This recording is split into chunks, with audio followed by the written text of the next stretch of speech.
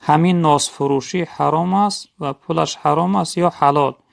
خب حاجی ناس فروشه چخیل میشه؟ اکنون برادر عزیز، ناس یک چیزی است که بین علما خصوصا در عالم های همی وطن خودمون بینش در این مسئله جنجال است. بعضی از اونها حرام میگویند، بعضی از اونها مکروه میگویند. این مسئله جنجالی هست. اما اونهایی که حرام میگویند دلیلشون در اصل هر چیزی که اسراف داشته باشه، اسراف هر چیز حرام است. دلیلش اسراف کاری است. دیگر دلیلش که به انسان ضرر دارد. اما استفاده بردن ناس از بس که درباره‌اش آیتی صریح نآمده است یا اینکه حدیث پیغمبر یعنی اثبات نشده است، ما بهتر است که از حرام گفتن مکروه گوییم، چون که برای حرام گفتن یا یک دلیل قطعی لازم است، یا آیت قرآن یا اینکه حدیث متواتر درباره این چیز یعنی آمده باشه.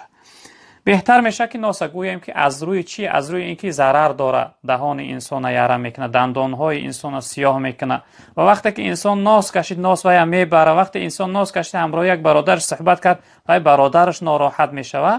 از سبب همین یعنی چیزهاش بهتر است که ما حرام نگوییم و مکروه گوییم. مکروه هم دو نوع میشه، مکروه تنزیهی، تحریمی.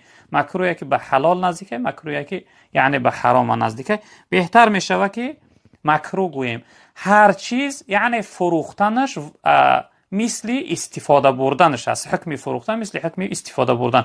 وقتی ناس اگر حکمش مکروه باشه یعنی فروختنش هم برادر عزیز بزرگوار مکروه است. حرام نگوییم که حرام کمتر سخت‌تر است، چون که اکثر مردم خصوصا مردم خودمون استفاده میبرن.